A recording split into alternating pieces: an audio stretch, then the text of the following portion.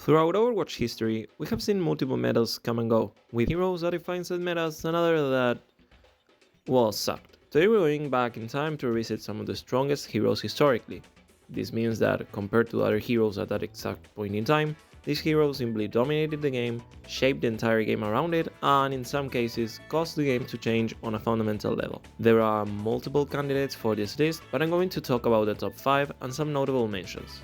If you think I missed someone, don't forget to write it down in the comments. The first notable mention we have is Ramattra. One thing that many might have forgotten about or never heard of is how broken Ramattra became after his buff for Season 11 in Overwatch 2. Ramattra since his release has always been a solid hero, but never truly dominated meta, with him only receiving some minor buffs and nerfs over the months. After the Season 9 changes, he became one of the worst tanks in the game due to his punches and vortex not receiving compensation for the H pool increases, since they didn't get a projectile size increase. This made him extremely easy to deal with, and 2 entire seasons had to pass for his punches to get buffed to kill squishes with 4 of them, with an extra tiny itty bitty goddamn Zenify armor on Nemesis form, which mind you can be refreshed with his ult, and it only had a 7-second cooldown at that time, and his vortex was buffed sometime before. That turned Ramattra into the strongest tank overnight and had to be hotfix nerfed only 3 days after, which is why most people don't tend to talk about it. It lasted so little that people didn't fully catch up to it to notice, but for that period, Ram was able to solo carry games like no tank ever did in Overwatch 2, except for the other notable mention. I think it is no surprise that the most broken hero in the entirety of Overwatch 2 history has to go to release Mauga. And yes, that means the top 5 were during Overwatch 1, which may surprise some, but trust me, balance is 100 times better now than it used to be. Mauga was able to be playtested prior to his full release, and yes, he was somewhat weak, not terrible mind you, not even remotely close to Lifesteal release date, and it was backed up by the data Blizzard, so they rightfully decided to give him a small buff so he didn't turn up like him. Yeah, that was a lie. There's nothing small about this, what the heck went wrong here? Mauga completely shaped around the meta for an entire season. You either picked Mauga Mirror, which was the most boring thing imaginable, or Sigma and Zen to try to counter him somewhat, and most of that went to shit if he had a Kiriko to cleanse. Now, the weird thing is that they did nerf him a week after he released, which was a huge nerf, maybe even a bit too much, since essentially his damage and sustain were cut by like 20%. But then, they had the great idea to buff him a ton after another week instead of slowly buffing him in healthier ways and not turning him into AFK tank shooting simulator. Nope, they made him OP again for an entire month before they nerfed him again into the ground. Fortunately, that's what they ended up doing after some months, and now Mauga is in a much healthier state. He's not super fun to go against, but unless you go to P-Hog, you probably can't coexist with him in the game. Even right now, as his meta in the Overwatch CS, you gotta admit he's much more fun to watch than he was on release. Still, undoubtedly had to be on the list. Hey, I want to remind you all, if you like the content, remember to subscribe, it helps me a ton to keep making videos. Let's go back to it.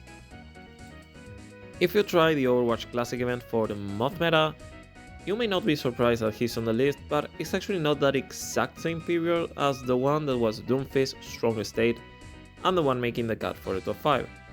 Doomfist on release was broken, in a literal sense. He was the buggiest hero in the game, and his abilities straight up didn't work a lot of times, making him incredibly inconsistent and rather unpopular.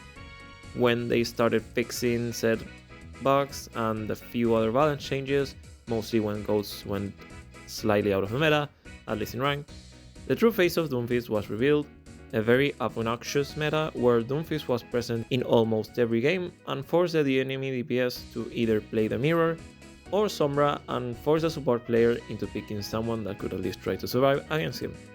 Heck, Moira was a good pick at that time for that exact reason. You could try to play Ghosts against him, only to get your supports one-shot, ruining the whole point of the comp. The most notable thing that got nerfed later on were his punch charge rate, which was nerfed by 40%, and his uppercut went from having a 3-second movement lock to only 0.6.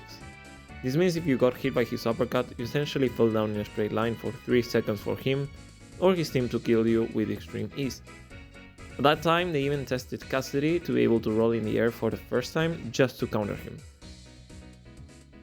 I wouldn't call his rework into a tank a direct response to this, since it happened years later, but this meta made clear why Doomfist's old kit was volatile and really hard to balance. He reworked so infamous that it got its own mode. Mercy prior to her rework was a very binary pick. You boost in and heal someone, and when you were close to having your ult, you just stay behind waiting for the massive burst moment that stole every play of the game, and that was kind of it. Her movement was extremely limited and she had nothing else going for it.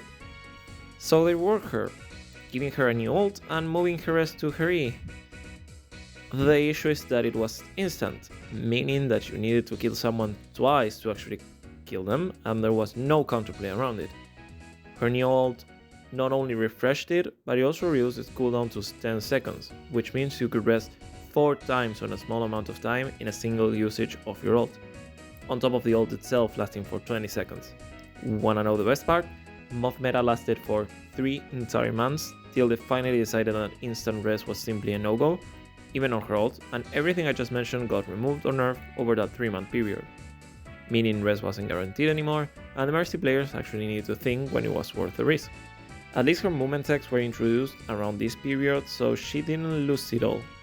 It's a partial cheat since Ana was needed for the full power of Bastion to essentially win games by standing still and shooting, but he was still meta warping by himself during a literal day. Yeah, the change only lasted a single day or two for PC. Sadly for console players, this stayed for 2 weeks.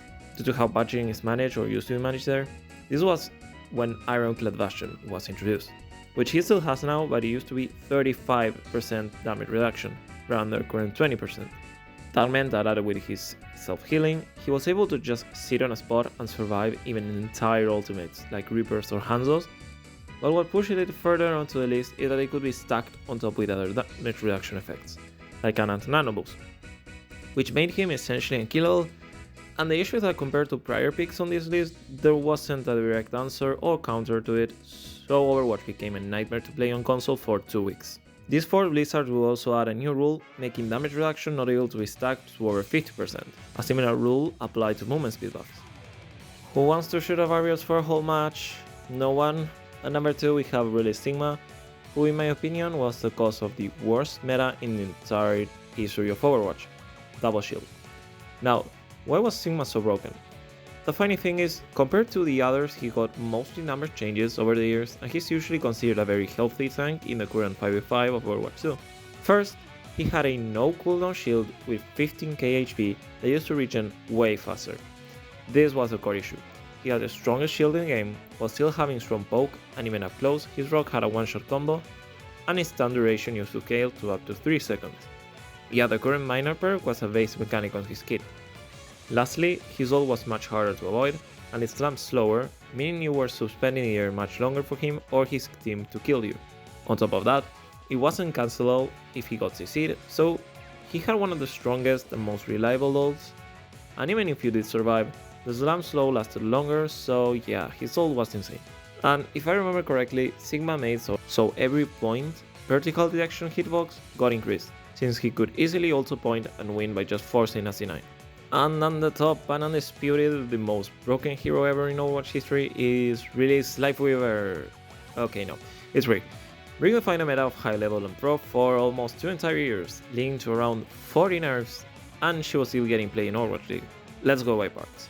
First, Rick made Blizzard change 3 entire mechanics, those being armor damage reduction getting a nerf, making it so beams don't get affected by it, and he also changed how armor stacked with shield HP.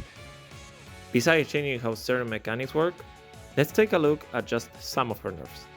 Now, to be honest, Brig eventually got reworked and then her ult into the current version, so some numbers won't make that much sense due to her kit changes, but still. Her Bash, which used to stun, got its damage reduced from 50 to 5, its cooldown from 5 to 7, and in low longer went through barriers.